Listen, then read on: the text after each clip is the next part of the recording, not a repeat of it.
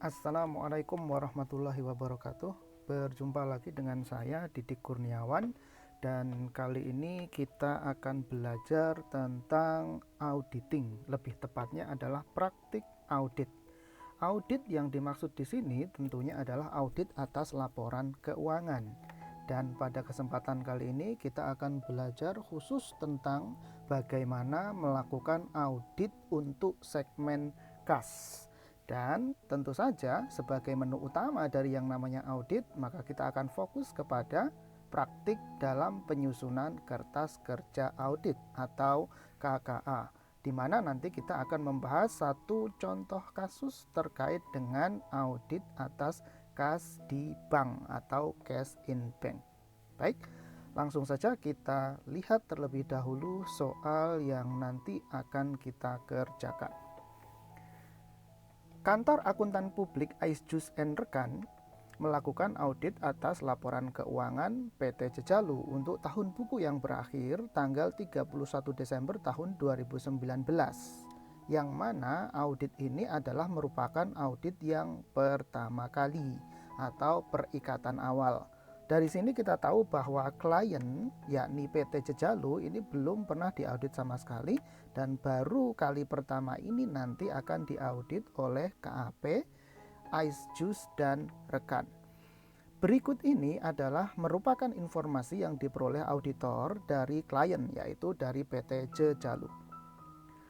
Prosedur audit yang telah dilakukan oleh auditor dan informasi atas hasil prosedur tersebut adalah sebagai berikut.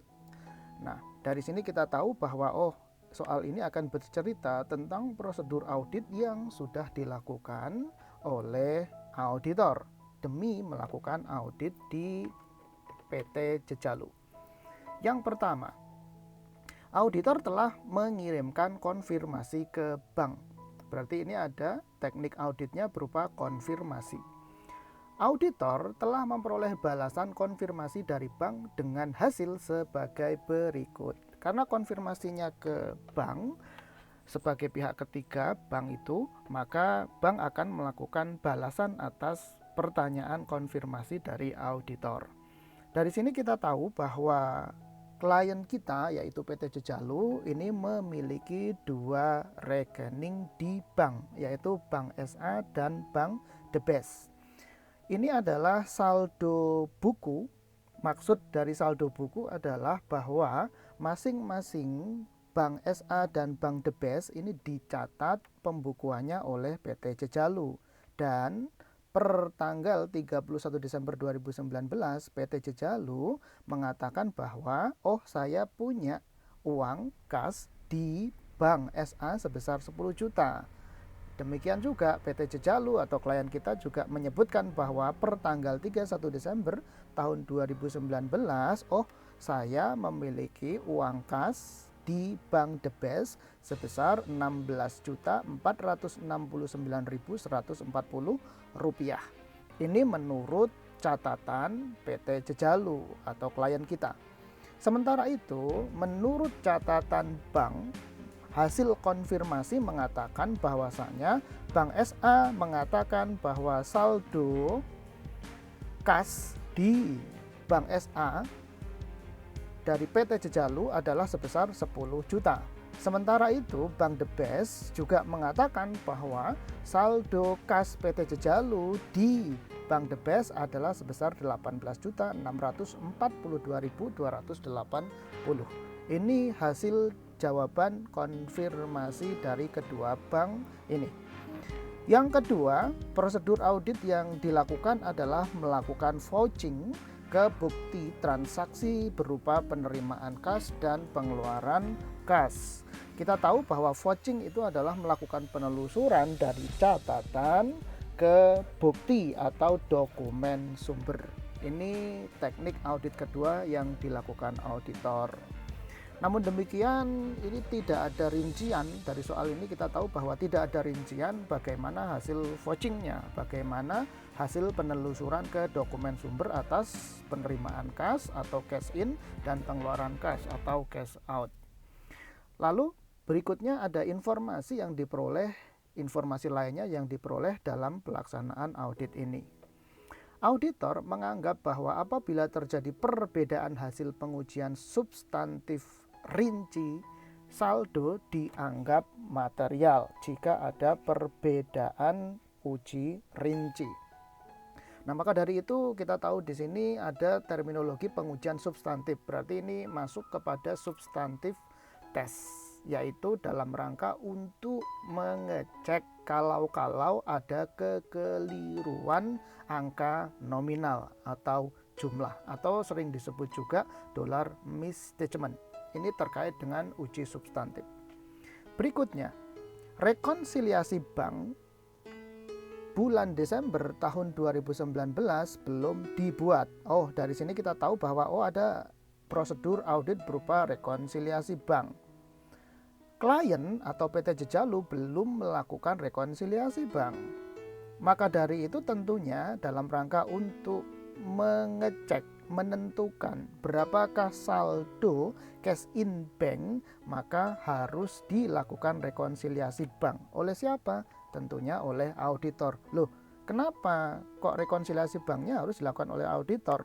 Padahal rekonsiliasi bank itu adalah kewajibannya si manajemen atau klien, atau dalam hal ini adalah PT Jejalu. Ya, jawabannya adalah karena memang si PT Jejalu atau klien kita ini belum membuat atau menyusun rekonsiliasi bank. Oke. Dan belum dibuat pula jurnal penyesuaian yang terkait. Maksud yang terkait di sini adalah jurnal penyesuaian terkait dengan aktivitas rekonsiliasi bank yang mestinya dilakukan atau sudah dilakukan oleh PT Jejalu. Namun dalam kenyataannya belum dibuat rekonsiliasi bank. Auditor memperoleh data terkait transaksi pada Bank The Best selama bulan Desember sebagai berikut. Oke. Sebelumnya, kalau kita lihat di sini hasil konfirmasi untuk Bank SA ternyata menunjukkan jumlah yang sama. Jadi artinya tidak ada permasalahan, tidak ada perbedaan yang mesti harus diuji lebih lanjut terkait dengan cash in bank yang ada di Bank SA milik PT Jejalu.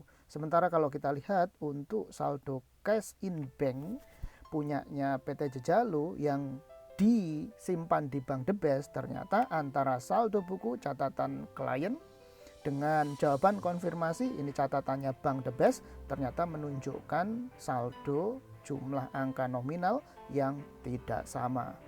Oke. Berikut ini di bawah ini ada beberapa informasi, ada 9 informasi. Ini mestinya terkait dengan pelaksanaan nanti untuk rekonsiliasi bank untuk dan atas hanya untuk Bank The Best. Kenapa? Karena Bank SA ini sudah sama, jadi tidak perlu dilihat rekonsiliasi banknya.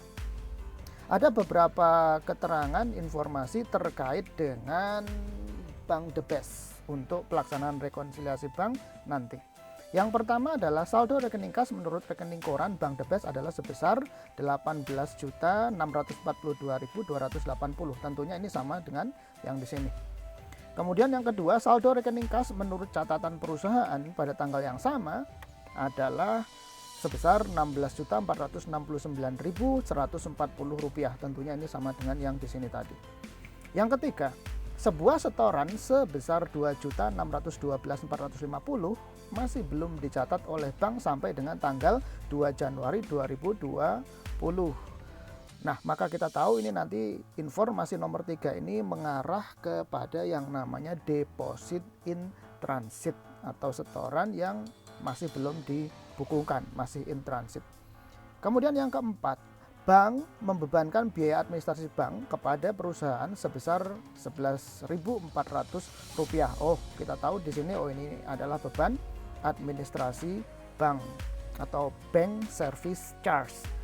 Kemudian nomor 5, sebuah cek yang diterima dari PT Sejahtera sebesar Rp319.000 dan telah disetor ke bank oleh perusahaan dikembalikan oleh bank karena cek tersebut tidak ada dananya. Kalau begitu informasi nomor 5 ini nanti adalah terkait dengan not sufficient fund check atau cek kosong yang dananya tidak cukup.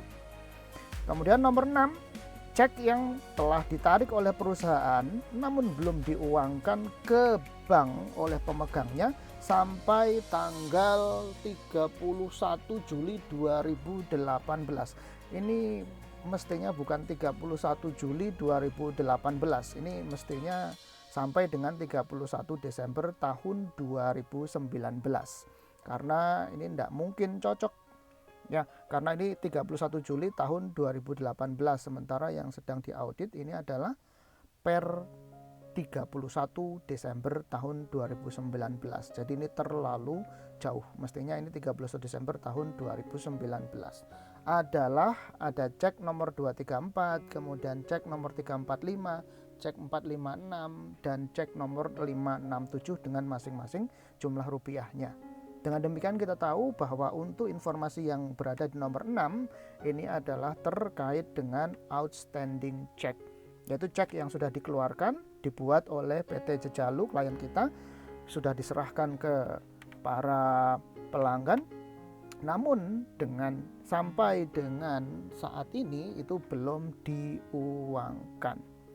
Kemudian informasi nomor 7, cek nomor 553. Ada cek bernomor 553 sebesar 187.000 itu salah dicatat dalam pembukuan perusahaan sebesar 178.000 rupiah, dan cek ini digunakan untuk membayar biaya reparasi kendaraan. Kalau kita lihat di sini, ini ada permasalahan yaitu berupa salah pembukuan.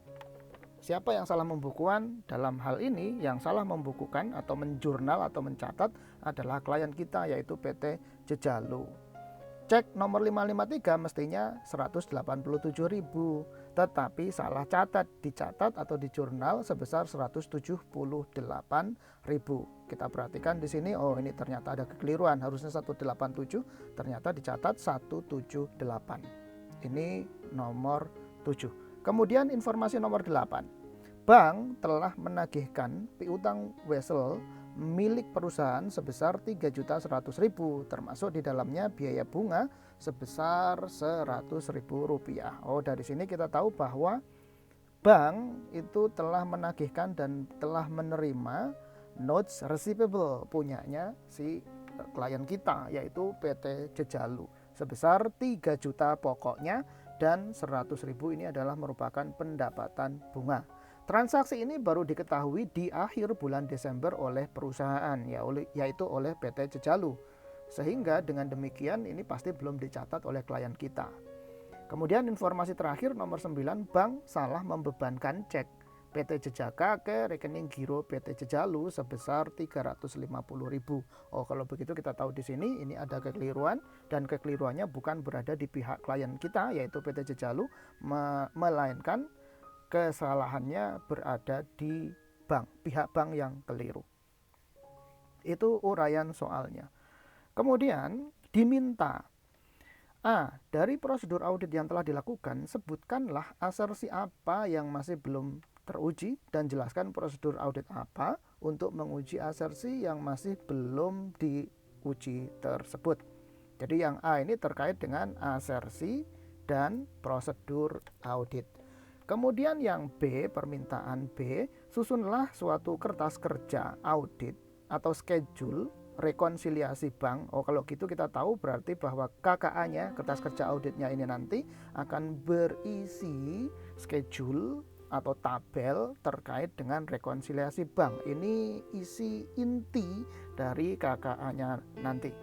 Dan tentukan berapa saldo kas yang seharusnya dicatat oleh klien kita PT Jejalu per tanggal 31 Desember tahun 2019. Itu permintaan B.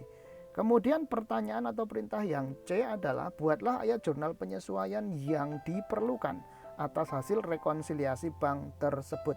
Jadi atas rekonsiliasi dengan berbekal informasi nomor 1 sampai dengan nomor 9 ini nanti tentunya akan ada jurnal koreksi yang harus dibuat oleh klien. Kenapa pasti ada jurnal koreksi? Karena ini si klien kita PT Jejalu kan belum menyusun rekonsiliasi bank. Jadi pasti nanti akan ada jurnal koreksi.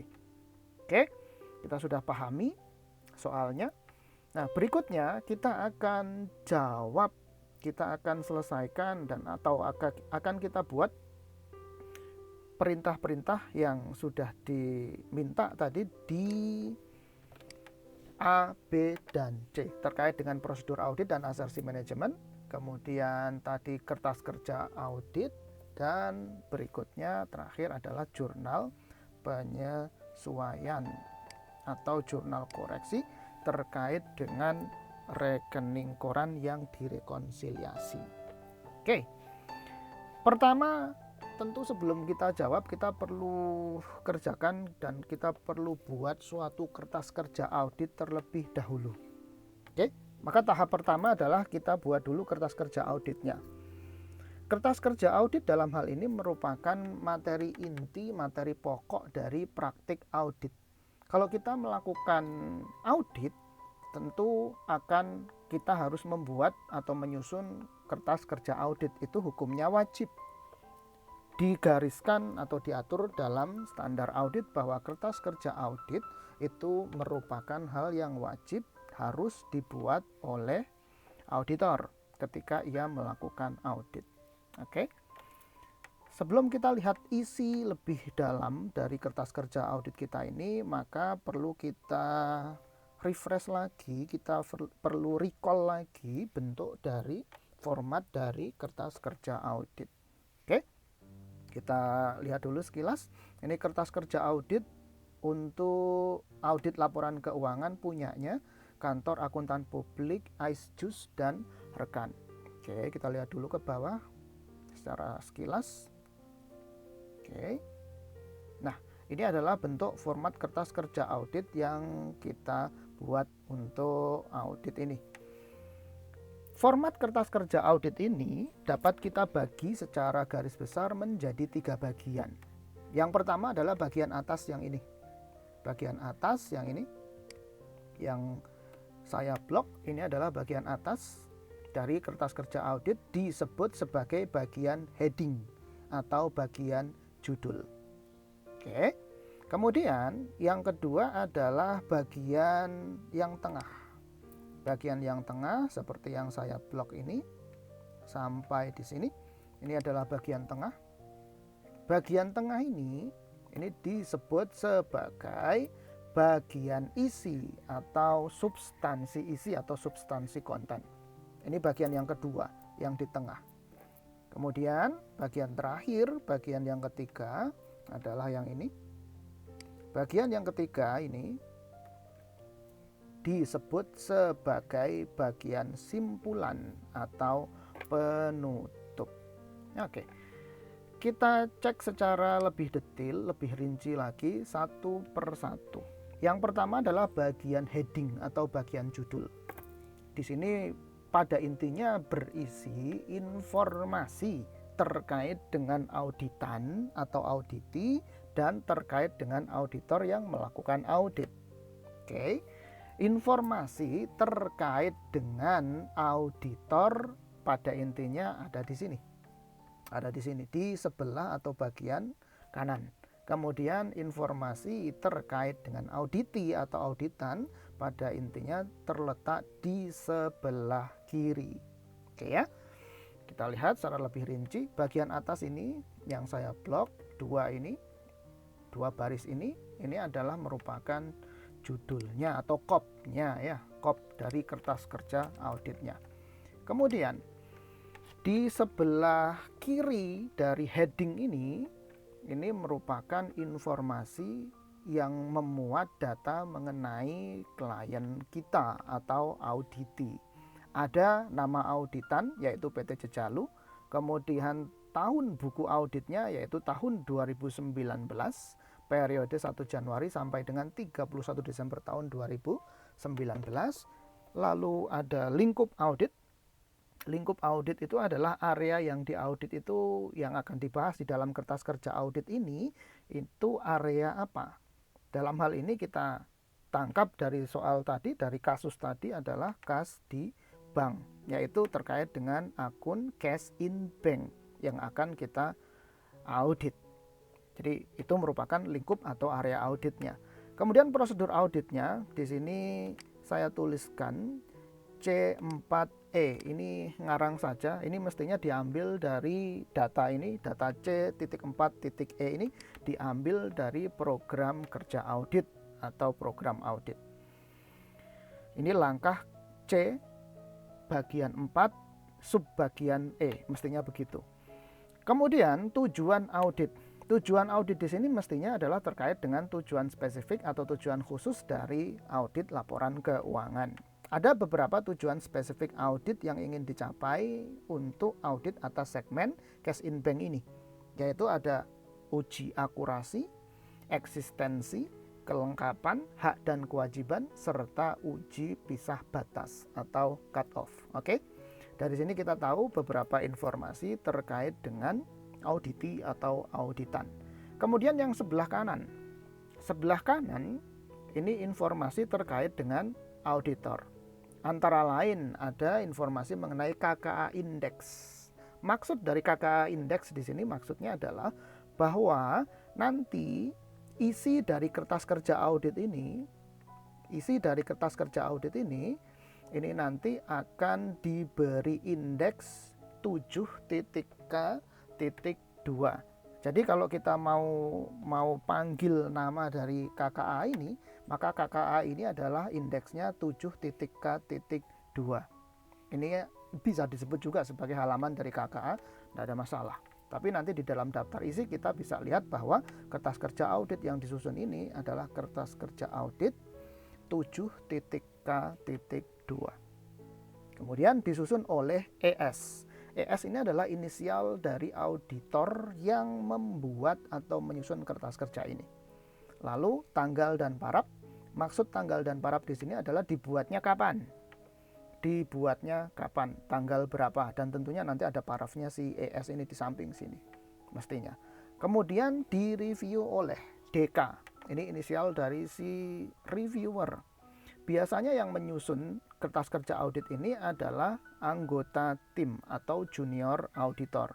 Kemudian yang melakukan review atas kertas kerja ini adalah ketua timnya atau senior auditor atau anggota tim atau junior auditor yang dia itu sudah dapat memegang peran sebagai ketua tim. Oke. Kemudian tanggal dan paraf di sini maksudnya adalah kapan, tanggal berapa kertas kerja audit ini direview oleh ketua tim. Dan tentu saja di sini nanti akan ada paraf dari ketua tim yang sudah melakukan aktivitas review atas KKA ini. Berikutnya kita lihat bagian inti, isi, substansi dari kertas kerja audit. Kalaulah bagian heading atau bagian judul ini bisa kita buat formatnya itu sama, maka kalau bagian inti isi dari kertas kerja audit yang di tengah ini pastinya isinya tidak akan sama. Saya ulang, isi dari bagian inti, substansi dari setiap kertas kerja audit ini tidak akan sama atau akan berbeda-beda. Kalau kita lihat di sini bagian inti isi dari KKA ini adalah berbicara tentang kertas kerja audit dan hasil konfirmasi. Kalau nanti kertas kerja auditnya diperuntukkan bagi segmen inventory, katakanlah demikian sebagai contoh inventory, maka tidak akan di sini berbicara tentang hasil konfirmasi, tidak akan berbicara tentang rekonsiliasi bank, tidak akan. Inventory tidak ada proses untuk rekonsiliasi bank. Yang ada adalah misalkan untuk cek fisik atau physical examination. Jadi nanti isi substansi KKA-nya adalah berbicara tentang hasil pelaksanaan physical examination atau pengecekan fisik atas inventory. Jadi nanti isinya akan berbeda. Oke, kita kembali lagi ke sini, ke kasus kita ini, bahwa kita sedang melakukan audit untuk cash in bank. Maka sesuai dengan kasus soal tadi, isi dari bagian inti KKA ini akan berbicara tentang hasil konfirmasi, kemudian pelaksanaan rekonsiliasi bank, dan usulan jurnal koreksi. Oke, ini bagian inti isi dari kertas kerja audit. Oke. Kalau gitu kita ulas secara lebih rinci, lebih detail bagian inti isi KKA ini. Oke. Pertama, kita tuliskan terlebih dahulu bahan bukti yang ada di grab, di-collect, dan dikumpulkan oleh auditor dalam rangka untuk menyusun atau membuat KKA ini. Antara lain ada satu, hasil konfirmasi bank. Hasil konfirmasi bank tadi di soalnya sudah kita lihat ada. Nah, ini informasi nomor 1 ini adalah merupakan hasil konfirmasi bank. Oke. Kemudian yang kedua, rekening koran. Yang kedua, rekening koran. Pasti rekening koran di sini ada. Namun di soal ini tidak diperlihatkan rekening korannya. Sementara summary up atau rangkuman dari rekening koran, informasinya apa, itu sudah dimuat di dalam kasus soal ini, yaitu yang ada tadi di informasi nomor 1 sampai dengan nomor 9. Ini adalah informasi yang diambilkan dari rekening koran dalam rangka untuk menyusun rekonsiliasi bank. Oke. Kemudian dokumen yang ketiga adalah dokumen penerimaan dan pengeluaran kas. Di sini saya cetak merah. Kenapa saya cetak merah? Karena di dalam soal disebutkan bahwa auditor itu sudah melakukan vouching ke bukti transaksi penerimaan kas dan pengeluaran kas, sebagaimana informasi nomor 2. Namun kalau kita telusuri lebih lanjut, ternyata hasil vouching ini nggak diketemukan. Jadi prosedur auditnya vouching sudah dilakukan. Namun demikian kita tidak menemukan data-data hasil dari vouching. Sehingga di sini menurut soal ada dokumen penerimaan dan pengeluaran kas. Namun rincian dokumen penerimaan dan pengeluaran kas untuk vouching ini tidak ada. Jadi di sini saya cetak merah. Jadi dalam soal itu tadi, dalam kasus itu tadi, data dan informasi yang ada adalah data dan informasi yang nomor 1 dan nomor 2, yaitu hasil konfirmasi bank dan data untuk rekening koran. Oke. Berbekal bahan bukti ini atau audit evidence ini, maka kemudian auditor akan melakukan pengujian bahan bukti audit. Jadi audit evidence-nya harus diuji. Pada intinya yang namanya proses audit itu simple dan sederhana sekali. Apa yang dilakukan oleh auditor ketika ia melakukan suatu audit? Jawabannya sederhana sekali, yaitu hanya ada 2 hal saja yang dilakukan oleh auditor. Yang pertama adalah melakukan collecting atau pengumpulan bahan bukti audit atau audit evidence yang pertama, dan kemudian yang kedua adalah melakukan pengujian atas setiap bahan bukti audit yang telah dikumpulkan itu tadi. Oke. Jadi yang nomor 1 ini untuk mewadahi hasil dari bahan bukti audit atau audit evidence yang sudah dikumpulkan oleh auditor. Ada 2 bahan bukti atau 3 audit evidence lah dari kasus tadi yang sudah dikumpulkan oleh auditor. Kemudian kita beranjak kepada bagaimanakah pengujian dan hasil pengujian dari audit evidence. Oke. Ada 3 hal yang akan dimuat dalam kertas kerja audit kita ini. Yaitu yang pertama adalah kita menyoroti uji hasil konfirmasi, dan kemudian yang kedua kita akan soroti terkait dengan pelaksanaan rekonsiliasi bank. Atau karena tadi klien kita belum menyusun rekonsiliasi bank, ya terpaksa maka auditor harus melakukan rekonsiliasi bank. Loh, kalau auditor tidak melakukan rekonsiliasi bank, kemudian apakah boleh? Jawabannya tentu tidak boleh. Kenapa? Karena klien kita belum melakukan rekonsiliasi bank dan ternyata tadi saldo akun cash in bank di bank di BES yang ini ternyata kok belum sama atau tidak sama itu saldo menurut catatan klien dengan saldo hasil konfirmasian. Oke, maka dari itu ini rekonsiliasi bank hukumnya wajib harus dilakukan oleh auditor demi untuk meyakini berapakah jumlah saldo cash in bank yang akurat yang sebenarnya dimiliki oleh PT Jejalu klien kita. Kemudian yang C ini adalah porsi atau bagian dari penyusunan jurnal koreksi. Ini merupakan jurnal-jurnal yang nanti akan dipropos atau diusulkan kepada manajemen PT Jejalu dalam rangka untuk kemudian memperbaiki the presentation atau penyajian angka-angka untuk kas di bank yang dimiliki oleh kliennya, yaitu PT Jejalu. Oke, ini adalah bagian inti isi dari KKA. Kita lihat secara lebih rinci ya. Yang A tadi adalah uji hasil konfirmasi.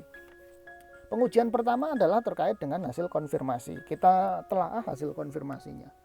Tadi dari kasus tadi, maka kita dapat ketahui bahwa si klien kita PT Jejalu punya dua bank, dua rekening di dua bank, yaitu Bank SA dan Bank The Best.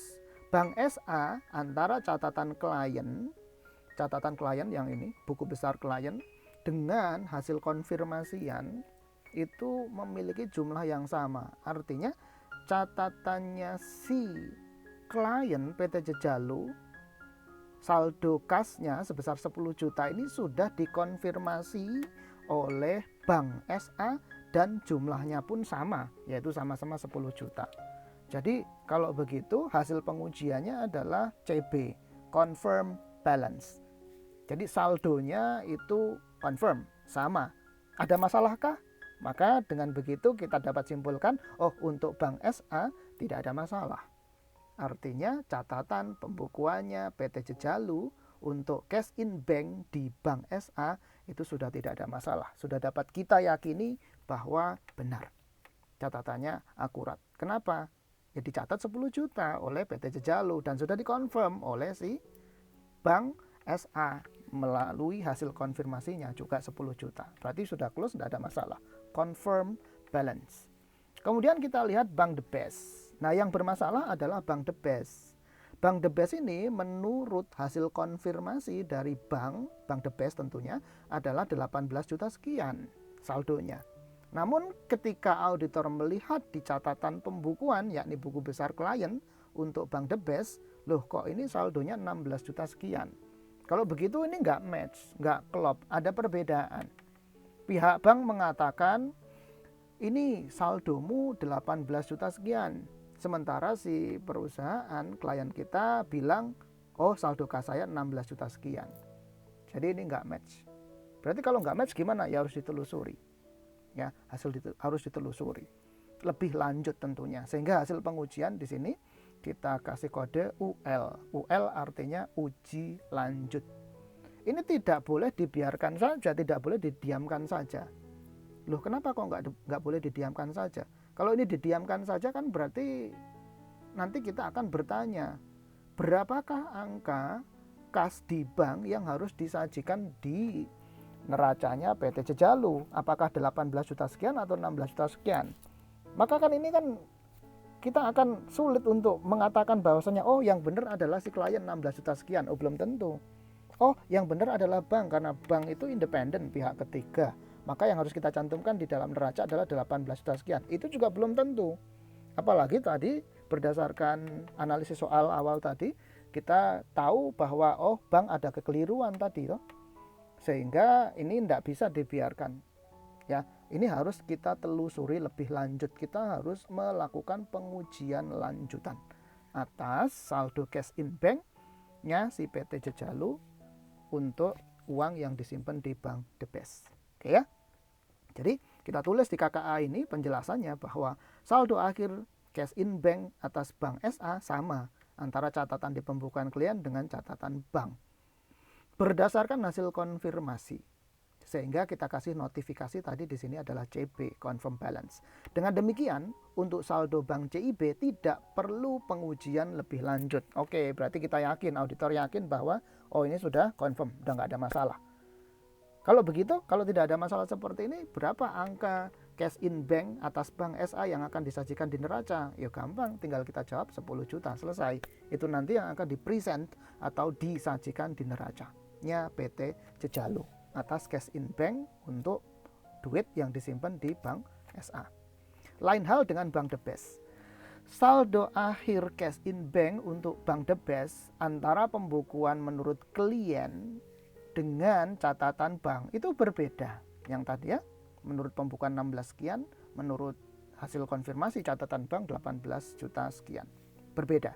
Sehingga perlu langkah pengujian lain, yaitu prosedur audit lanjutan untuk mencari dan meyakini berapakah nilai saldo akhir dari cash in bank untuk Bank The Best yang harus disajikan di neraca.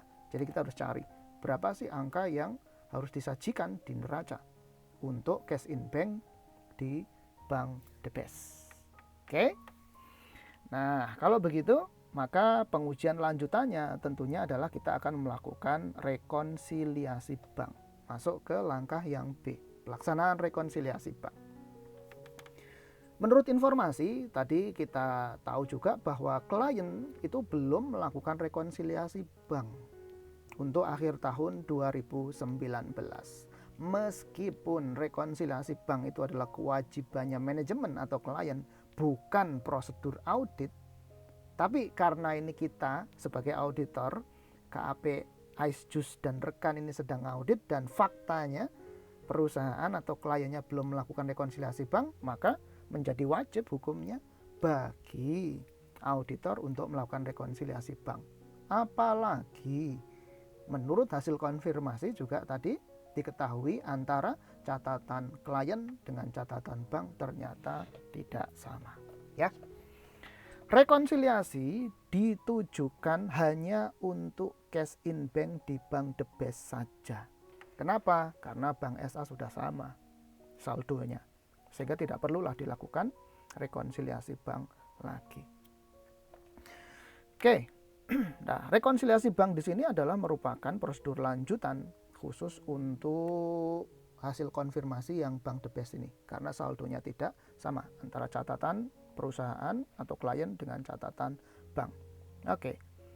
Maka dari itu kita buat schedule atau tabel terkait dengan rekonsiliasi bank. Nah, schedule-nya seperti ini.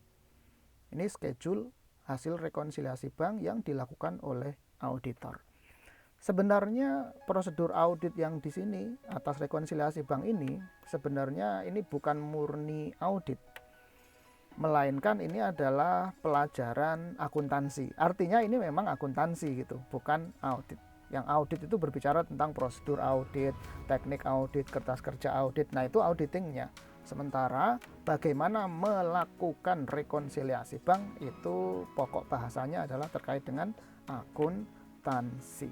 Namun tidak mengapa kita bahas secara rinci rekonsiliasi bank ini. Rekonsiliasi bank berupaya untuk membandingkan membandingkan. Nah, ini yang lebih tepat. Rekonsiliasi bank berupaya untuk membandingkan, mengcompare antara catatan bank dengan catatan bukunya klien. Oke, sehingga nanti output akhirnya kita pengen tahu apakah dan seharusnya kalau rekonsiliasinya benar, seharusnya nanti saldo akhir setelah rekonsiliasi, saldo akhir cash in bank untuk catatan menurut bank dengan catatan menurut bukunya klien, ini saldo akhirnya harus sama. Kalau ini tidak sama, maka itu rekonsiliasinya belum sukses atau belum berhasil. Harus terus dicari sampai ketemu jumlah atau angka atau nilai yang sama. Kalau belum sama, sekali lagi itu maka rekonsiliasi banknya belum sukses. Oke, kita lihat dulu menurut catatan bank saldo per bank. Oke, saldo per bank sebelum adjustment, sebelum ada penyesuaian adalah 18.642.280. Angka ini kita ambil dari hasil konfirmasi yang awal ini ya. Ini kan hasil konfirmasinya adalah sebelum pelaksanaan rekonsiliasi bank. Jadi si Bank The Best bilang bahwasanya saldo PT Jejalu duitnya di catatan saya, menurut catatan saya kata Bank The Best adalah 18 juta sekian. Sehingga kita tulis di sini saldo per bank sebelum adjustment adalah 18 juta sekian. Sementara ini nanti yang catatan buku before reconciliation, sebelum rekonsiliasi adalah 16.469.140. Ini nanti adalah saldo per bukunya klien sebelum adanya adjustment atau penyesuaian. Oke, kita fokus ke saldo per bank dulu ya. Kita fokus di sini. Ini saldo awal sebelum adjustment. Ini 18.642.280 atau bisa juga kita ambil dari informasi yang nomor 1 di kasus di soal tadi ya. Jadi saldo rekening kas menurut rekening koran Bank The Best adalah 18 juta sekian. Nah, kemudian berikutnya rekonsiliasi, proses rekonsiliasi bank ini kita akan melakukan adjustment. Adjustmentnya itu pun alternatifnya cuma 2 saja, yaitu adjustment penambahan dan adjustment pengurangan, atau adjustment positif dan adjustment negatif. Oke, adjustment penambahannya akan terdiri dari deposit in transit dan adanya bank error. Kita lihat satu. Yang pertama adalah yang nomor 3, deposit in transit. Tadi informasinya ada di nomor 3. Sebuah setoran sebesar 2 juta sekian masih belum dicatat oleh bank sampai dengan tanggal 2 Januari 2020. Kalau sampai dengan tanggal 2 Januari saja belum dicatat, maka pasti dong tentunya tanggal 31 Desember juga belum dicatat. Gitu. Ada setoran masuk ke bank, tapi sampai dengan tanggal 2 Januari belum dibukukan atau belum dicatat oleh si bank. Nah, pertanyaannya perusahaan sudah mencatat belum? Ya, tentunya sudah. Ya, tentunya sudah, ini perusahaan sudah melakukan pencatatan. Sehingga bank kurang catat. Kalau bank kurang catat, maka kemudian ada adjustment positif, yaitu adjustment berupa penambahan. Namanya adalah deposit in transit, setoran yang masih dalam proses. Oke, sebesar 2.612.450. Kemudian di informasi nomor 9 ada bank error. Ini juga koreksi positif, adjustment positif, menambah sebesar 350.000. Kita lihat lagi informasi nomor 9. Bank salah membebankan cek PT Jejaka ke rekening giro PT Jejalu sebesar 350.000. Jadi ini mestinya ceknya ini yang harus dikurangi adalah akunnya PT Jejaka. Ternyata bank keliru. Kok yang dikurangi adalah akunnya PT Jejalu. Maka dari itu harus dikembalikan lagi nih. Akunnya PT Jejalu, kasnya harus dikembalikan lagi, harus ditambah. Atau dengan kata lain harus ada koreksi positif ke PT Jejalu sebesar 350.000. Oke, sehingga kita tulis di sini ada bank error sebesar 350.000. Sehingga total penambahannya adalah 2.962.450. Ini adalah koreksi positif. Kemudian koreksi negatif berupa adjustment pengurangan.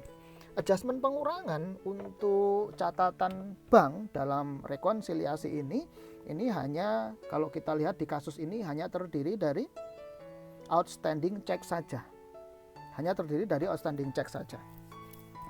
Oke, informasi mengenai outstanding check atau cek yang masih beredar itu ada di nomor 6. Informasi nomor 6 tadi kita cek ya. Di sini ada cek yang telah ditarik, sudah dibukukan, namun belum diuangkan. Sudah dibuat maksudnya ceknya, tapi belum diuangkan, masih dipegang oleh para pelanggan gitu ya. Masih dipegang. Sebesar ada nilai nominalnya masing-masing dari cek nomor 234 sampai dengan cek nomor 567. Nah, tentu saja ini outstanding check di sini akan menjadi adjustment untuk pengurangan. Jadi maksudnya di sini adalah PT Jejalu atau klien kita itu sudah membuat cek. Ceknya udah dikasih ke pelanggan. Kemudian si pelanggannya belum menguangkan. Kalau belum menguangkan berarti duit yang disimpan di bank itu belum berkurang. Tapi di perusahaan atau di klien kita PT Jejalu itu sudah membukukan atau sudah membuat jurnal sebagai pengurangan kas. Kalau begitu, ini bank belum mencatat. Kalau bank belum mencatat, maka outstanding check ini akan menjadi adjustment berupa pengurangan atau koreksi negatif. Masing-masing cek nomor 234, 345, 456, dan 567 nilai nominalnya ini. Dan kemudian kita total semua ini. Berikutnya kita jumlahkan semua adjustment pengurangannya, ketemu angkanya sebesar 2.374.990. Oke, maka dari itu kita bisa temukan berapa saldo cash in bank di Bank The Best setelah adjustment, yaitu sebesar 19.229.740. 18 juta sekian ditambah 2 juta sekian dikurangi 2.300.000 sekian. Hasilnya adalah 19.229.740 rupiah. Kemudian ini saldo akhir setelah adjustment menurut bank. Kemudian kita kritisi, kita teliti, kita lihat saldo per buku menurut catatannya klien. Tadi dari kasus ini kita ketahui bahwa saldo per buku menurut catatan klien sebelum adjustment adalah 16 juta sekian. Ini diambil dari informasi nomor 2 di kasus tadi, yaitu saldo rekening kas menurut catatan perusahaan pada tanggal yang sama, yakni 31 Desember menurut klien adalah 16.469.140. Kita tuliskan di sini. Sama dengan menurut catatan bank tadi, ada adjustment penambahan dan adjustment pengurangan atau koreksi positif yang menambah dan koreksi negatif yang mengurangi. Adjustment penambahan terdiri dari, tadi kita ingat di informasi nomor 8 bahwa bank itu sudah melakukan penagihan atas piutang wesel atau notes receivable dan sudah berhasil. Akhirnya kemudian tagihannya itu masuk ke rekening banknya si PT Jejalu, yaitu di Bank The Best. Tapi si perusahaan atau PT Jejalu itu belum tahu bahwa udah ada setoran masuk toh sebesar 3.100.000. Maka dari itu ini akan menjadi adjustment positif atau koreksi positif penambahan untuk catatan kas di Bank The Best menurut klien kita sebesar collecting piutang wesel pokoknya yaitu sebesar 3 juta balik, itu pokoknya balik. Kemudian ada pendapatan bunga dari wesel atau ada interest revenue dari wesel dari notes receivable sebesar 100.000. Sehingga total penambahannya adalah 3.100.000. Informasi collecting piutang wesel ini ada di nomor 8 yang ini. Bank telah menagihkan piutang wesel milik perusahaan sebesar 3.100.000. 3 juta pokoknya dan 100.000 ini adalah interest revenue-nya. Oke. Nah, berikutnya adalah adjustment pengurangannya. Adjustment pengurangannya terdiri dari, tadi ada informasi nomor 4 berupa biaya administrasi bank atau bank service charge sebesar 11.400. Kita cek yang nomor 4, bank membebankan biaya administrasi sebesar 11.400. Oke. Si bank sudah mencatat atau bank sudah mengurangkan dengan biaya administrasi bank. Namun perusahaan belum tahu kan gitu. Jadi dia belum mencatat sehingga ini akan menjadi adjustment pengurangan di catatan menurut klien sebesar 11.400. Kemudian yang nomor 5 tadi, informasi nomor 5 itu ada NSF check atau not sufficient fund check sebesar 319.000 di informasi nomor 5. Sebuah cek yang diterima PT Sejahtera sebesar 319.000 itu ternyata dikembalikan atau ditolak. Kenapa? Karena dananya tidak cukup. Kalau dananya tidak cukup, maka ceknya nggak bisa diuangkan. Sehingga ini merupakan adjustment pengurangan atau koreksi negatif. Ya, koreksi negatif bagi si perusahaan karena dia nggak jadi dapat duit gitu ya, dia nggak jadi dapat duit. Loh, kenapa nggak jadi dapat duit? Lah ini ceknya si PT Sejahtera ternyata kosong gitu, padahal dia dulu udah nyatet, udah mencatat bahwasanya dapat duit gitu pas nerima cek dari PT Sejahtera. Ternyata pas mau diuangkan ceknya itu kosong, dananya nggak cukup. Maka ini kemudian nggak jadi dapat duit dong, nggak jadi dapat duit, maka adjustment pengurangan. Kemudian yang nomor 7 ada informasi terkait dengan cek yang keliru pembebanannya atau cek error. Kita lihat yang nomor 7. Di sini tadi cek nomor 553 dituliskan di dalam cek itu sebesar nilai nominalnya 187.000. Ternyata di jurnal itu cuma 178.000. Sehingga ini penjurnalannya bahasa gampangnya itu kurang sebesar 187.000 dikurangi 178.000, kurang 9.000 dibebankannya. Kurang 9.000 berarti cashnya itu kurang kurang dikurangi sebesar 9.000. Kurang dikurangi maksudnya adalah adjustment pengurangan sebesar 9.000. Sehingga nomor 7 informasinya cek error, cek nomor 553 sebesar 9.000 koreksi negatif. Total pengurangannya semuanya adalah 339.400, sehingga kita tahu saldo per buku menurut klien setelah adjustment adalah 16.469.140 ditambah dengan 3.100.000 dikurangi 339.400, hasilnya 19.229.740. Dan kalau kita bandingkan, kita lihat dengan saldo setelah adjustment, saldo per bank, ternyata angkanya sudah sama. Sehingga di sini kita dapat simpulkan rekonsiliasi banknya si auditor ini sudah sukses. Nah, kalau begitu kemudian kalau mau ditanya berapakah nilai saldo kas di bank atas Bank The Best yang harus disajikan di neracanya PT Jejalu, jawabannya tentunya adalah angkanya ini, 19 juta sekian. Jadi bukan 18 juta sekian, bukan pula 16 juta sekian, melainkan 19.229.740 rupiah. Ini angka kas di bank PT Jejalu yang harus disajikan di neraca. Kas di bank untuk Bank The Best ya. Sementara untuk kas di bank untuk Bank SA, saldo yang harus disajikan di neraca adalah 10 juta. Oke. Nah, rekonsiliasi bank sudah selesai dibuat. Maka berikutnya kita akan melakukan, atau auditor harus menentukan usulan jurnal koreksi yang harus dibuat oleh klien. Supaya apa? Supaya nanti angka kas di bank yang disajikan di neraca itu bukan lagi sebesar 16 juta sekian ini. Bukan ini ya, bukan 16 juta sekian. Tapi harus dibuat jadi 19.229.740. Nah, untuk mengubah dari 16 juta sekian ke 19 juta sekian, maka tidak bisa kok kayak sulapan saja, kemudian ya sudah laporan keuangannya ganti aja toh. Kas di banknya menjadi 19 juta sekian, tidak bisa.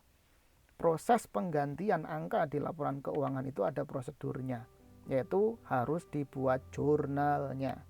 Nggak bisa kemudian langsung diganti aja, itu tidak boleh, tidak bisa. Itu nanti menjadi rekayasa angka di dalam laporan keuangan. Oke. Oleh karena itu kita selaku auditor harus propose jurnal koreksi. Ya. Nah, usulan jurnal koreksinya kita muat di bagian C, di bagian isi dari KKA, yaitu usulan jurnal koreksi atau propose adjusting and reclassifying entries atau disingkat PARE dari hasil rekonsiliasi bank saja. Loh Pak, yang hasil konfirmasi nggak ada koreksinya toh? Ya nggak ada. Kenapa tidak ada koreksinya? Lah ini Bank SA sudah sama. Nah, Bank The Best ini kan beda, tapi kan kemudian sudah kita lakukan rekonsiliasi dan ini rekonsiliasiannya. Sehingga yang harus kita buatkan jurnal koreksi, usulan jurnal koreksi kepada PT Jejalu adalah yang hasil rekonsiliasi banknya. Nah, pertanyaan berikutnya adalah yang manakah dari hasil rekonsiliasi ini yang akan dibuatkan jurnal koreksinya? Jawabannya tentu adalah yang ini saja, yaitu saldo per buku.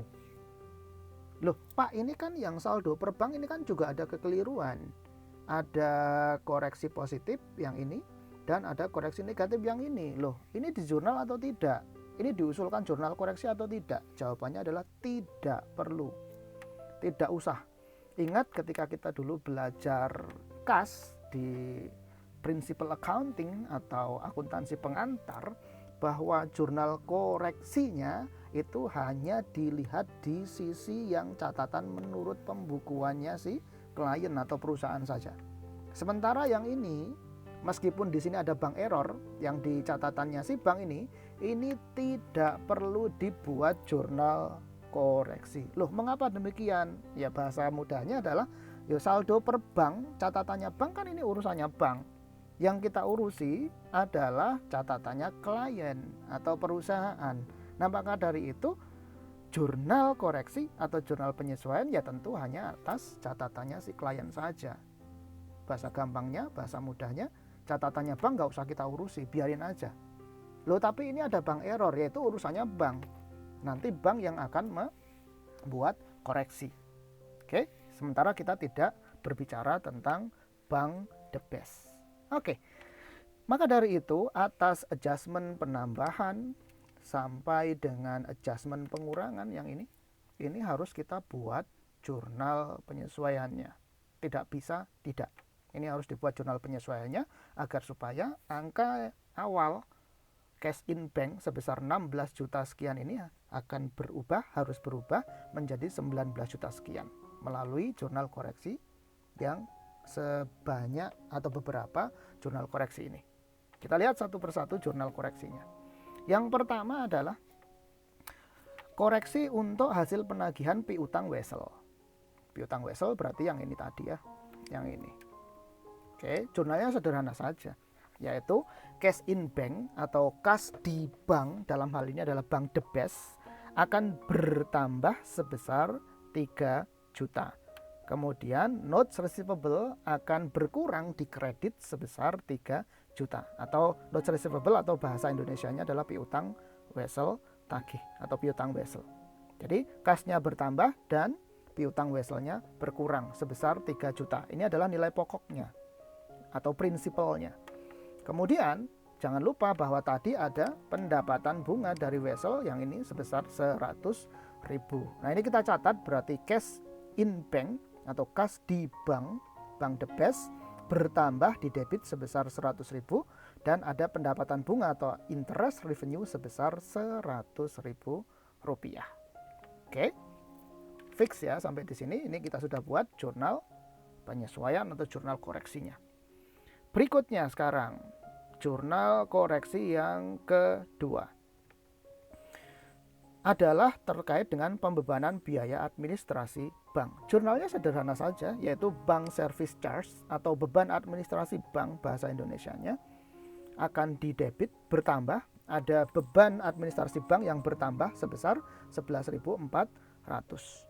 Kemudian sudah dibayar belum? Oh sudah, ternyata sudah dipotong langsung oleh bank the best. Maka dari itu cash in bank atau kas di bank akan dikredit berkurang sebesar 11.400. Oke, ini jurnal penyesuaian yang kedua. Ini jurnal penyesuaian yang kedua. Kemudian sekarang kita lihat jurnal penyesuaian yang ketiga. Yang ini. Kita lihat. Yang ketiga adalah terkait dengan cek yang dikembalikan karena tidak cukup dananya tadi atau not sufficient fund check. Kalau ceknya dikembalikan, tadi kan sudah kita lihat ya bahwa ceknya si PT Sejahtera tadi itu ternyata kosong.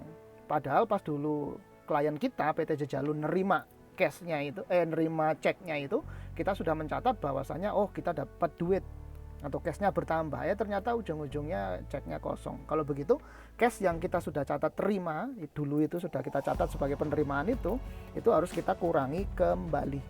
Kita kurangi kembali artinya cash in bank, cash di bank harus kita kredit sebesar 319.000 dan piutang kita kepada PT Sejahtera yang dulu awalnya sudah kita hapus karena kita sudah terima cek, ternyata ceknya kosong, itu kita munculkan lagi, akan menjadi piutang lagi, piutang kepada si PT Sejahtera, sehingga account receivable atau piutang usahanya akan kita debit bertambah sebesar 319.000. Ini jurnal koreksi yang ketiga. Kemudian jurnal koreksi yang terakhir, yang ini tadi adanya cek error. Cek yang kemudian jurnalnya itu keliru ya. Jurnalnya keliru dia. Si klien kita atau PT Jejalu itu keliru menjurnal. Ya, keliru menjurnal. Tadi sudah kita hitung harusnya 187.000, tapi kok di jurnalnya cuma 178.000, sehingga kurang 9.000. Terus jurnalnya gimana ya? Sederhana aja, mudah saja. Jurnalnya kalau begitu maintenance expense atau beban pemeliharaan atau reparasi tadi itu akan bertambah sebesar 9.000 sesuai dengan nilai nominal dicek yaitu 187.000. Dan kemudian duitnya akan berkurang pengurangan uangnya atau pengurangan duitnya itu ditambahi sebesar 9.000, atau dengan kata lain cash in bank atau kas di banknya akan dikredit sebesar 9.000. Nah, ini adalah usulan jurnal koreksi. Nah, sampai di sini sebagai auditor kita sudah menyelesaikan prosedur audit untuk cash in bank yang sudah dilakukan atas klien kita yaitu PT Jejalu. Proses pengumpulan bahan bukti audit dan pengujian bahan bukti audit sampai dengan rincian uraian jurnal koreksi yang diperlukan sudah kita sajikan semua, sudah kita hitung-hitung semua, sudah kita lakukan semua, sudah kita teliti semua, dan hasilnya kita tuliskan dan harus disajikan di dalam kertas kerja audit ini di bagian tengah, yaitu bagian substansi isi dari kertas kerja audit. Oke. Nah, kemudian bagian terakhir dari KKA, segmen atau bagian terakhir dari KKA adalah bagian penutupnya yang di sini ini, atau bagian simpulan audit. Dari pelaksanaan audit tadi, dua alat bukti atau audit evidence dalam hal ini yang sudah diuji tadi, yaitu hasil konfirmasi yang pertama dan kemudian yang kedua rekonsiliasi bank, prosedur auditnya sudah dilakuin semua sampai dengan kita ketemu jurnal koreksi, usulan jurnal koreksi, maka kita dapat simpulkan, kita bisa membuat suatu simpulan hasil audit kita untuk kas di bank punyanya PT Jejalu. Gimana simpulan auditnya? Ini simpulan auditnya bunyinya begini. Pengujian sudah dilakukan dengan memadai dan diperoleh hasil yang meyakinkan bagi kita atau auditor. Auditor itu kan bahasa mudanya adalah dia itu berupaya untuk meyakinkan dirinya sendiri bahwa laporan keuangannya klien itu sudah disajikan dengan wajar, kan gitu. Maka dari itu auditor harus memperoleh keyakinan diri bahwa laporan keuangan klien itu sudah disajikan, angka-angkanya sudah dimuat di dalam laporan keuangan dengan wajar. Pengujian sudah dilakukan dengan memadai dan diperoleh hasil yang meyakinkan. Kalimat pertama. Kalimat kedua, terdapat beberapa jurnal koreksi yang perlu dibuat oleh klien. Ini kalimat yang kedua. Ini uraian jurnal koreksinya sudah kita buat, sudah kita muat di KKA bagian substansi isi tadi ya, nggak perlu ditulis di sini. Kemudian kalimat ketiga, secara umum akun kas di bank atas PT Jejalu telah disajikan dengan wajar dan tidak diketemukan adanya permasalahan yang signifikan. Oke. Senyampang atau selagi jurnal koreksi yang 4 jurnal koreksi, usulan jurnal koreksi ini semuanya sudah dilakukan, dibuat oleh klien, oleh manajemen PT Jejalu, maka nanti laporan keuangan di neraca, khususnya kas di bank, itu nanti mestinya sudah wajar. Oke, tidak diketemukan adanya kesalahan. Kemudian bagian 4 dari bagian penutup atau bagian simpulannya adalah komentar atau tanggapan auditan. Ini kalau ada, kalau tidak ada pun juga tidak ada masalah, tidak diisi. Klien atau manajemen menyatakan setuju dengan usulan jurnal koreksi dari auditor. Manajemen PT Jejalu akan segera membuat jurnal koreksi sebagaimana diusulkan oleh auditor. Ini setelah dikomunikasikan dengan manajemen PT Jejalu, maka diperoleh hasil bahwa manajemen setuju untuk melakukan atau membuat jurnal koreksi sebagaimana 4 jurnal koreksi sebagaimana sudah diusulkan oleh auditor ini tadi. Oke. Nah, sampai di sini kita sudah menyusun kertas kerja audit, KAP, ISJUS, dan rekan ini dengan lengkap. Mulai dari bagian heading atau judul di atas ini, kemudian bagian substansi isi yang di tengah ini, dan juga bagian penutup berupa simpulan audit yang ini, bagian yang paling bawah. Oke. Nah, berikutnya sekarang kita coba simpulkan jawaban kita atas kasus praktik audit ini. Sebelum masuk ke situ, coba kita refresh lagi, kita recall lagi ingatan kita terkait dengan kas di bank. Akun kas dalam satu perusahaan atau unit bisnis pada umumnya dapat mencakup 3 jenis atau 3 macam, yaitu kas di bendahara, atau ada juga yang menyebutnya nama lainnya adalah kas besar atau cash on hand. Kas di bendahara atau kas besar atau cash on hand ini biasanya berupa uang yang dipegang oleh bendahara atau kasir, dan dalam yang dimaksud dengan dipegang di sini maksudnya bukan dimasukkan ke dompetnya bendahara, tidak, tetapi disimpan di suatu brankas dan dimasukkan di lemari dalam satu ruangan khusus di perusahaan. Tidak bisa diambil-ambil atau dibawa atau digunakan oleh bendahara bagi kepentingan pribadinya dia, itu tidak bisa. Itu jenis yang pertama, yaitu kas di bendahara atau kas besar atau cash on hand. Kemudian yang kedua ada namanya kas kecil atau petty cash. Itu yang kedua. Kemudian yang ketiga adalah kas di bank, atau ada juga yang menyebutnya bank gitu aja nama akunnya, atau cash in bank. Ini jenis yang ketiga.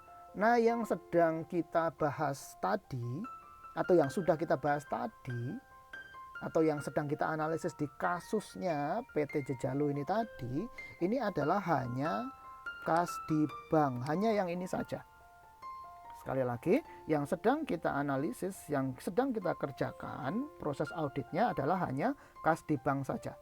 Sementara yang ini, kas di bendahara dan petty cash atau kas kecil tidak kita singgung-singgung, dan kasus tadi tidak menceritakan tentang kas di bendahara atau kas besar dan kas kecil. Enggak, tidak berbicara tentang petty cash dan cash on hand. Ya, tidak berbicara tentang dua hal ini. Yang dibicarakan hanya tentang cash in bank saja atau kas di bank. Oke. Soal ini hanya membahas dan hanya terkait dengan kas di bank saja. Ingat sekali lagi bahwa yang sedang kita bahas hanya kas di bank saja. Loh, kenapa ini perlu kita pahami dan harus saya sampaikan dan harus saya tekankan gitu?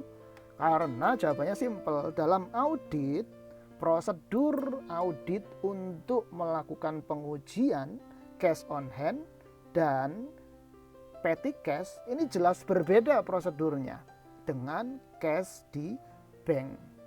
Sebagai contoh, untuk kas di bendahara dan petty cash kita bisa melakukan prosedur audit berupa opname kas atau cash opname. Tapi untuk kas di bank kita nggak bisa dong melakukan yang namanya opname kas, nggak bisa. Karena duit fisiknya, lembaran-lembaran uangnya sudah dipegang dan disimpenin oleh pihak bank. Jadi ngapain dilakukan opname kas? Jadi nggak bisa ya kalau kas di bank itu dilakukan yang namanya opname kas, nggak bisa. Nggak bisa prosedur audit opname kas untuk kas di bank.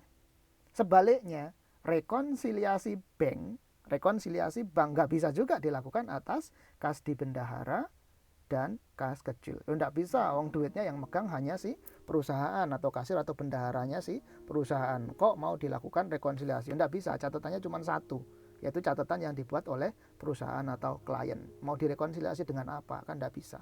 Mau dibandingkan dengan apa? Kan nggak mungkin. Gitu ya. Jadi kenapa kok di sini saya katakan soal ini hanya membahas kas di bank saja? Ya karena berbeda akun kas, maka akan berbeda pula prosedur auditnya. Tidak akan sama. Gitu ya. Nah, di kertas kerja audit yang sudah kita bahas tadi di sini ini, di bagian substansi isi, di sini kan nggak ada opname kas. Ya, nggak ada opname kas atau cash opname, nggak ada. Di sini hanya ada rekonsiliasi bank. Ya karena memang kita tidak deal with atau kita tidak berhubungan dengan kas di bendahara dan petty cash. Oke. Lalu kalau kita cermati lagi dan kita lihat-lihat lagi, sebenarnya yang ditanya di soal ini apa aja sih yang ditanya gitu. Kan ini kan praktik audit. Praktikum audit atau praktik audit. Nah, sebenarnya kasus ini berbicara tentang apa sih? Yang ditanya itu apa gitu ya. Nah, kalau kita cermati tadi yang ditanya itu ada beberapa hal, topik atau tema yang ingin si pembuat soal ini kita mengerjakan, ini ada 6 hal. Ya, yang pertama adalah tujuan audit khusus untuk kas di bank. Kemudian yang kedua asersi manajemen terkait kas di bank.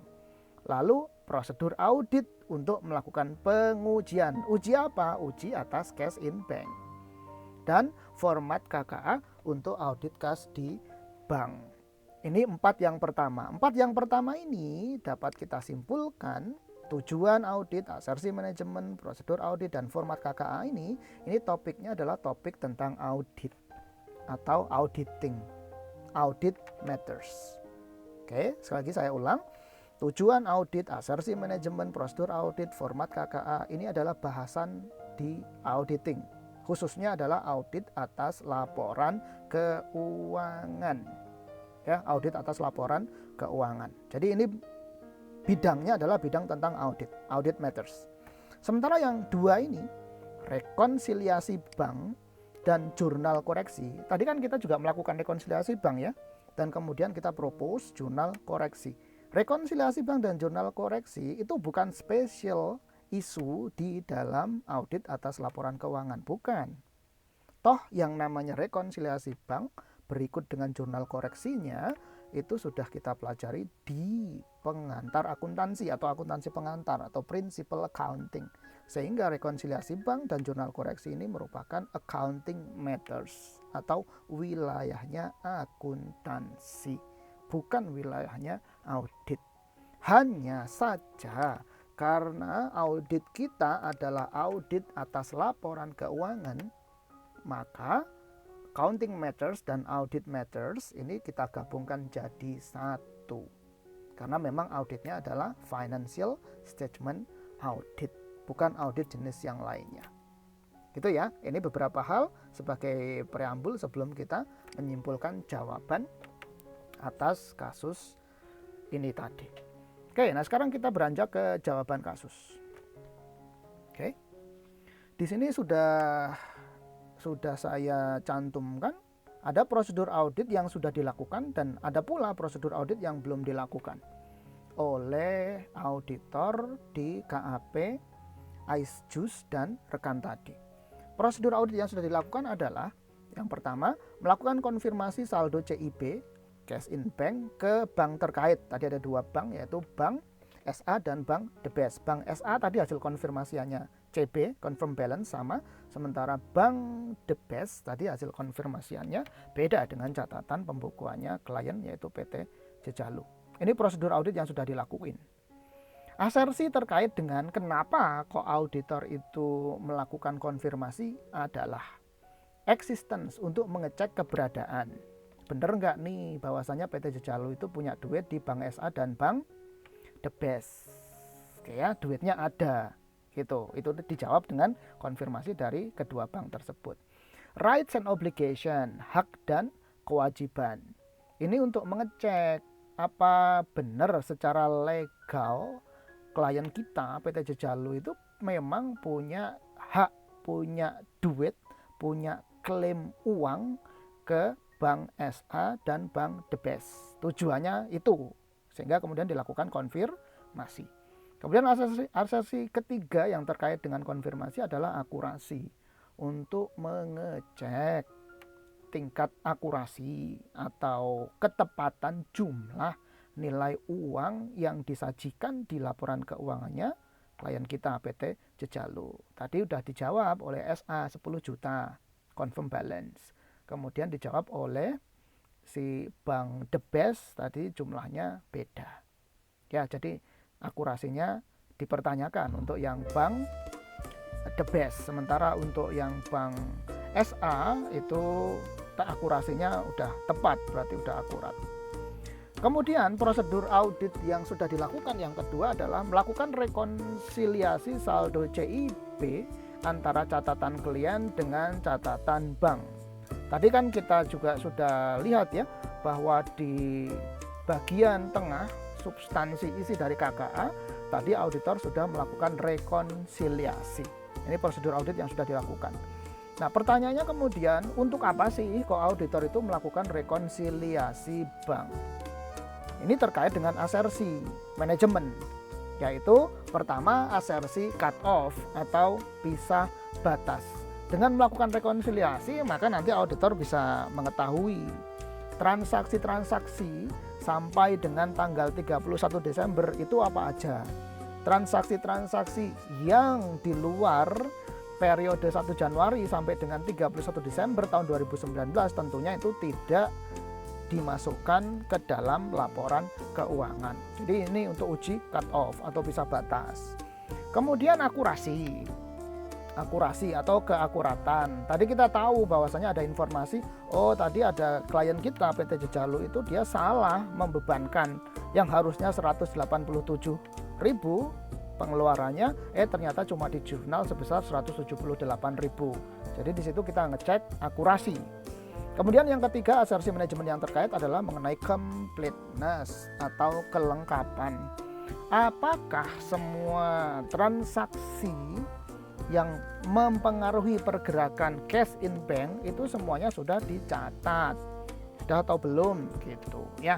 Ini terkait dengan completeness. Jadi kalau semua transaksi sudah dicatat, mestinya saldo akhir, saldo menurut catatan bank dan saldo menurut catatan klien, hasil dari rekonsiliasi bank itu akan menunjukkan jumlah yang sama mestinya. Oke, ini prosedur audit yang sudah dilakukan oleh auditor. Kemudian prosedur audit yang belum dilakukan oleh auditor adalah ada dua. Yang pertama melakukan inspection buku tabungan untuk cek validitas nomor rekening. Buku tabungan atau rekening koran gitu itu menunjukkan bahwa ini institusi atau perusahaan PT Jejalu itu memang punya duit, punya akun yang tercatat di Bank SA dan Bank The Best. Ya, maka dari itu asersi yang ingin dituju kalau si auditor ini melakukan inspeksi atas buku tabungan adalah dalam rangka mengecek rights and obligation atau hak dan kewajiban. Kan tidak mungkin dong kalau semisal PT Jejalu ini tidak punya rekening, tidak punya duit di Bank SA. Kemudian dia punya buku tabungan di Bank SA, tidak mungkin. Setiap perusahaan atau kita, kalau kita punya buku tabungan atau punya rekening koran di satu bank, maka jelas kita pasti valid kita punya duit yang disimpan di bank tersebut. Ini yang jadi prosedur inspeksi buku tabungan ini belum dilakukan. Kemudian yang kedua adalah melakukan vouching dan tracing atas transaksi terkait kas, penambahan dan pengurangan kas di bank. Ini belum dilakukan. Meskipun di soal tadi itu dikatakan bahwasanya KAP atau auditor melakukan vouching, tapi data real hasil vouchingnya itu tidak ada, ya, tidak ada. Jadi kita dapat simpulkan bahwa prosedur audit vouching dan tracing ini belum dilakukan.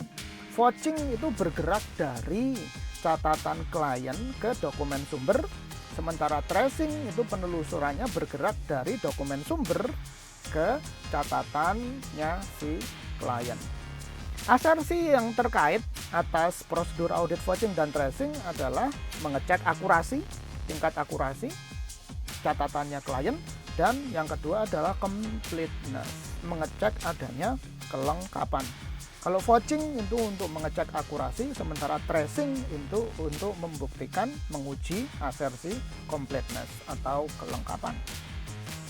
Jadi jawaban dari pertanyaan nomor 1 atau A tadi di soal tadi, ya, pertanyaan yang A, dari prosedur audit yang telah dilakukan sebutkan asersi apa yang masih belum teruji dan jelaskan prosedur audit apa untuk menguji asersi yang masih belum teruji tersebut. Jawabannya adalah yang ini. Di sini ya, jawabannya yang ini sudah saya tambahi, berarti jawabannya lebih komplit, tidak hanya sekedar yang belum dilakukan prosedur auditnya atau asersi yang belum diuji, tapi juga sudah kita lengkapi di sini dengan prosedur audit yang sudah dilakukan dan asersi manajemen apa terkait dengan prosedur audit yang sudah dilakukan ini. Oke ya. Kemudian pertanyaan yang kedua ini adalah tadi, coba kita cek dulu pertanyaannya. atau perintahnya, susunlah kertas kerja schedule rekonsiliasi bank dan berapa saldo kas yang seharusnya dicatat oleh klien per 31 Desember tahun 2019. Terkait dengan kertas kerja auditnya atau schedule rekonsiliasinya sudah secara lengkap tadi sudah kita bahas di sini ya. Ini kertas kerja auditnya lengkap banget sudah kita buat di sini. Oke. Nah, terus tadi ada pertanyaan berapakah saldo kas yang harus disajikan di laporan keuangannya si PT Jejalu. Oke, bisa kita hitung ya. Saldo kas, cash in bank, kas di bank. Jumlah saldo akun kas di bank milik klien kita PT Jejalu akan terdiri dari kas di bank SA sebesar 10 juta. Tadi sudah balance ya, confirm balance lewat prosedur konfirmasi. Kemudian kas di bank The Best tadi adalah sebesar Rp19.229.740. Ini angka ini 19 juta sekian ini dihasilkan dari perhitungan rekonsiliasi bank yang tadi. Ya. Sehingga kemudian dari sini dapat kita hitung tentukan kas di bank. Saldo kas di bank per tanggal 31 Desember tahun 2019 adalah tinggal kita jumlahkan saja yaitu Rp29.229.740. Nah, angka ini, angka 29229740 ini dapat kita lihat di supporting schedule atau KKA pendukung. KKA yang berupa supporting schedule atau KKA pendukung. Yang manakah KKA pendukungnya? KKA pendukung lah yang ini. Ini adalah KKA pendukung ya. Ini adalah KKA pendukung. Jadi dari sini ketahuan bahwa saldo kas di bank adalah 10 juta yang ini ditambah dengan 19 juta sekian. Hasilnya 29 juta sekian tadi itu. Ya. Ini adalah merupakan supporting schedule KKA. Kemudian yang ditanya di soal ini kan saldo kas ya, saldo kas. Jika yang ditanya adalah saldo kas, maka jawabannya bukan 29 juta sekian. Bukan. Ya, kita cek lagi ya pertanyaannya di soal tadi. Berapa saldo kas yang seharusnya dicatat oleh klien? Tentunya dicatat di neraca ya. Berapakah saldo kas yang seharusnya dicatat oleh klien pada tanggal 31 Desember tahun 2019? Kalau yang dimaksud di sini saldo kas di sini, ingat kas yang di sini yang dimaksud adalah kas di bank, maka jumlah jawabannya angkanya adalah 29 juta sekian tadi ini. Ini adalah kas di bank. Tapi kalaulah yang dimaksud dengan saldo kas di sini adalah kas semuanya, semua kas yang harus disajikan di neracanya PT Jejalu, maka tentu jawabannya bukan 29 juta sekian. Ingat tadi sudah kita bahas di awal tadi bahwa yang namanya kas itu kan ada 3 macam.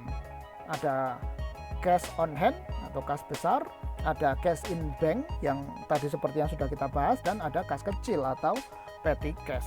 Maka kalau ditanya berapakah saldo kas ya, bukan kas di bank ya, tapi berapakah jumlah saldo kas yang disajikan di neracanya PT Jejalu, jawabannya kita nggak bisa ngitung, nggak tahu kita. Nggak tahu. Lo kenapa nggak tahu? Ya yang ada angkanya cuma kas di bank saja, 29 juta sekian. Tapi berapakah kas besar atau kas di bendahara, cash on hand, berapa nilainya kita nggak tahu. Kas kecil atau petty cash juga kita tidak tahu. Ya, kalau asumsinya di sini, oh perusahaan ini semua uangnya disimpan di bank, oke, jawabannya ya 29 juta sekian. Tapi rasa-rasanya tidak mungkin kalau perusahaan itu kemudian dia tidak punya stok uang yang disimpan di brankas, itu tidak mungkin. Ya, jadi kalau pertanyaannya yang dimaksud tadi berapa jumlah saldo kas di sini maksudnya adalah saldo kas secara keseluruhan, maka jawabannya kita tidak tahu. Tapi kalau berapakah jumlah saldo kas di bank, jawabannya adalah 29 juta sekian. Bukan juga 19 juta, bukan loh ya. Kalau 19 juta sekian ini adalah kas di bank The Best saja. Tapi kalau semua saldo kas di bank punyanya PT Jejalu adalah tentu 10 juta ditambah dengan 19 juta sama dengan 29 juta sekian. Nah, kalau ini tadi ada di supporting schedule, angka-angka ini mestinya ada di KKA supporting schedule. Kalau saldo kas secara keseluruhan ini ada di KKA utama atau KKA lead schedule.